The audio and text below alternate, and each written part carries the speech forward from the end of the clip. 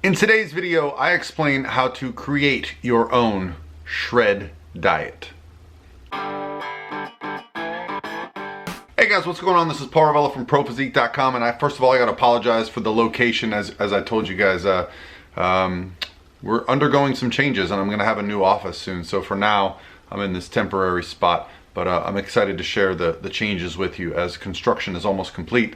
And today's video is a question that comes from right here. I'll put it on the screen. It's my Instagram direct message. And what I like to do is just review the questions in there, answer as many as I can, and then answer some in video format if I can't answer it directly. And today's question, well, it's one of those old questions that we get all the time. And I like to address these occasionally and come at them from a different perspective. So let me read the question. It's a short one. And then we'll just answer it. And he just basically says, hey, I really want to shred and have no idea to meal plan and get a low calorie diet. It's probably something that's one of the most misunderstood things about getting lean. You don't have to cut out carbs. You don't have to cut out fat. Well, you have to restrict calories. You have to understand the calories, but I think a lot of times that becomes overwhelming. So I'm going to go back to my first experience and I'm going to share that with you guys. And then through that, I'm going to explain how you're going to handle this, because I have a free calculator on my website that's going to give you your first week of nutrition and set you up. And it's free. The reason I put it on there was because I get this question so frequently. But understanding that when you first start dieting, you have a lot of information built up in your head. And that information, some of it's right, some of it's wrong, some of it comes from a place of goodwill. People tell you things, but you have to remember that when you take advice from people in all walks of life, they really only have the experience of one person, themselves, okay? Their data points go through them. So if you meet somebody who started using fasting, let's say, now fasting being where we have time restricted feedings, some people will do like, you know, the 18-6, where they fast for 18 hours of the day and then they only eat during a 6-hour window. Then you'll have some people that do things like alternate day fasting, some people that do, I don't know, 2 days of fasting and whatever. And you'll meet them and they've had great success with it, and they say, hey, this is what you got to do.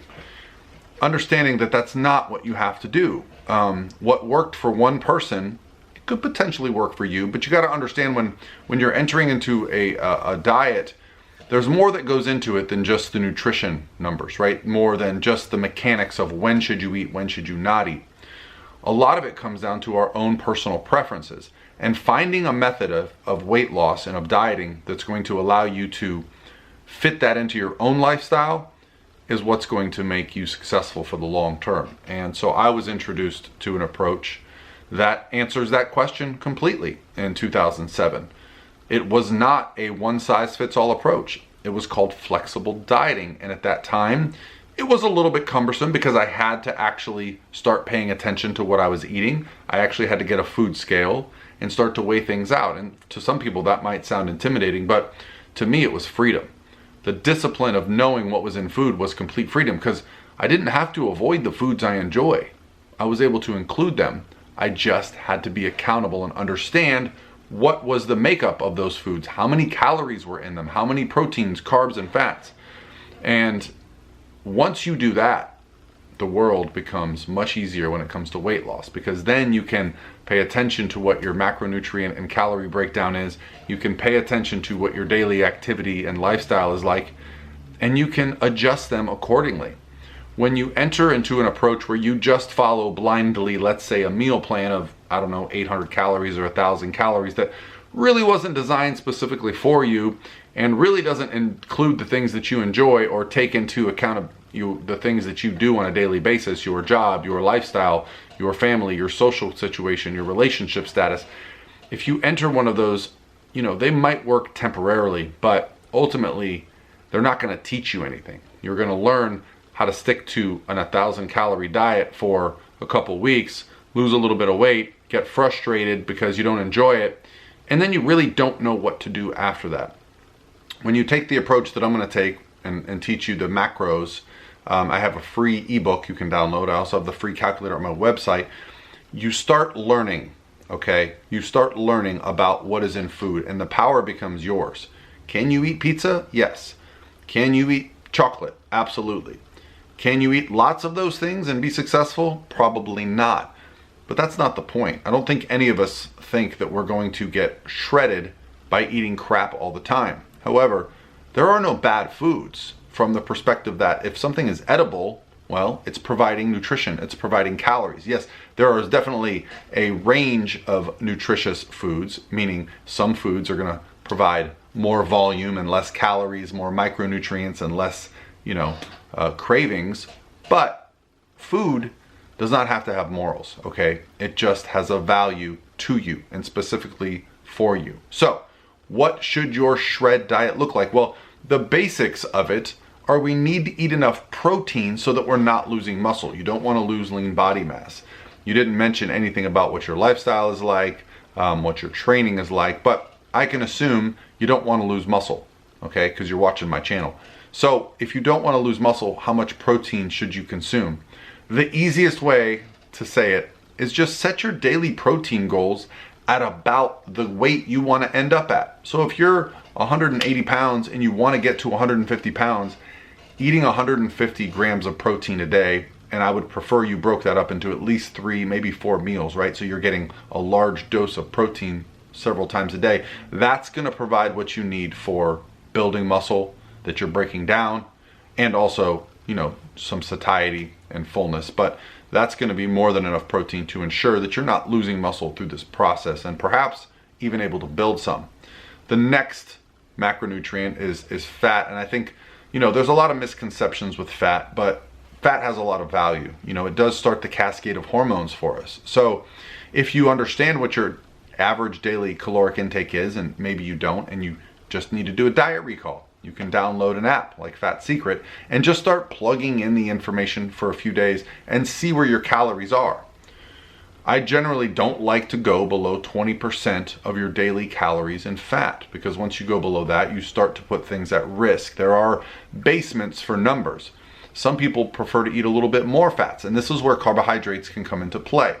So if you've got, let's say, 50 grams of fat as your daily total, and now your caloric intake for the day needs to be at a certain number, the rest of those calories can come from carbohydrates. And carbohydrates are great for performance. They're great for cognitive function. There's a lot of value to carbohydrates. I would say they are essential if you want to have the optimal physique that you can have, the most muscle and the least body fat. This is called bodybuilding. As you see, I've been doing it for a few years, and as a coach and as a competitor, I try to keep carbohydrates as high as possible. They are the macronutrient that gets the most variation, right? Because if I'm trying to restrict calories, I'm not generally going to take it away from my protein. I'm going to keep that pretty stable. I'm not going to take too much away from my fats. I'm going to have a threshold there at the bottom. Don't want to get too low. Anytime I personally get below 50 grams of fat a day, I start to really pay attention to my sources and make sure it's good. So that leaves carbohydrates for restriction, and some of the tricks I like to use that allow us to restrict carbohydrates and still perform well in the gym are when carbohydrates start to get lower, I'll prioritize them a little bit more around my training. If you train early in the morning, you could probably train fasted, but then having a large meal post-workout is going to help, replenish. And perhaps you can use your meal right before bed as your pre-workout meal, having your largest carbohydrate meal so that you wake up raring to go. But bookending your workout with carbohydrates, making sure your body is getting what it needs to perform, assuming you're doing some type of physical activity. So the shred diet really just comes down to understanding where your total calories are, right? Tracking them. And if you don't have an idea and you just want a place to start, use the free macro calculator on my site, and then doing it for a week and paying attention to your pictures, paying attention to your measurements. And I like to use a little measuring device like this. I think I got this on Amazon for like $3. It's just a little measurement device. You can measure things like your waist. You can measure things like your thigh, wherever you feel there's some body fat, right? And you can pay attention to pictures. Now, pictures are a little bit scary when you're not happy with how you look, but you don't have to share them. Set your camera up on movie in a windowsill, record it, and then you can just do screenshots and you can compare them week over week.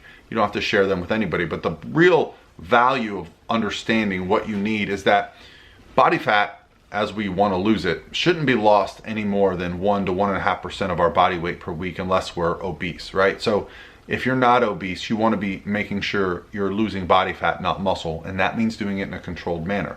As much as I'd love to just give you, here's an 800 calorie diet, go get shredded, I know what's going to happen. You're going to lose a lot of weight really quickly, probably going to lose a decent amount of muscle, probably going to cause some metabolic adaptations, perhaps even develop some eating disorder behaviors, and in the end, you're going to end up weighing more with more body fat and be less happy than when you started your first 800 calorie diet, right? So it would be not the best approach, okay? Not saying it can't be done. I've seen people do these crash diets, and as long as they understand the consequences of them and come out of them intelligently, they can work. But as a coach, not what I recommend. So hopefully this helps you out, my friend. I hope you guys are having a great Tuesday, and I'll talk to you tomorrow.